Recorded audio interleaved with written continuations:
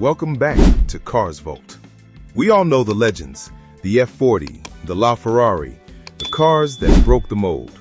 But today, we're diving into a ghost.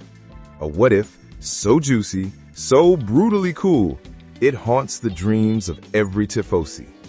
We're talking about a car that never left the drawing board, but should have. Strap in, because we're resurrecting the Ferrari 849 Testarossa. Not a resto mod, the factory hybrid supercar from the future, of the past.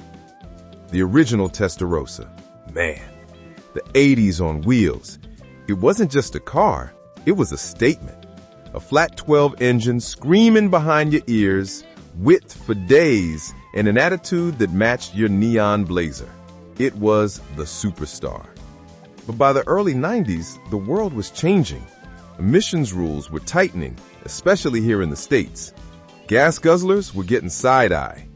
Ferrari knew the next-gen Testarossa couldn't just be more of the same. They needed a miracle. Codename, Project 849. Here's where it gets wild. The engineers at Maranello had a brain-melting idea. Ditch the legendary, but thirsty, flat 12. In its place, a brand new 4.0-liter twin-turbo V8. That's right, a V8 Testarossa. Blasphemy? Maybe. But genius? Absolutely. But they didn't stop there. This wasn't just any V8. They slapped not one, but two turbochargers on it to make up for the displacement loss. We're talking about 450-plus horsepower from the gas engine alone in the early 1990s. That's hypercar territory back then. And then, the secret sauce, the pièce de résistance. Mounted up front, where the spare tire used to go, was a hybrid KERS system. Yep, you heard me. A hybrid Testarossa, decades before the LaFerrari. This kinetic energy recovery system would capture energy under braking, store it in a battery pack, and then unleash it as an electric boost to the front wheels. Let that sink in. All-wheel drive boost on demand. This thing would have been a rocket out of corners. They called it the 849 because that was the targeted total horsepower, 849 PS. That's over 830 horsepower in a 1990s wedge. That's nuts. So why aren't we drooling over these at auction today? Why is this the ultimate Ferrari ghost story?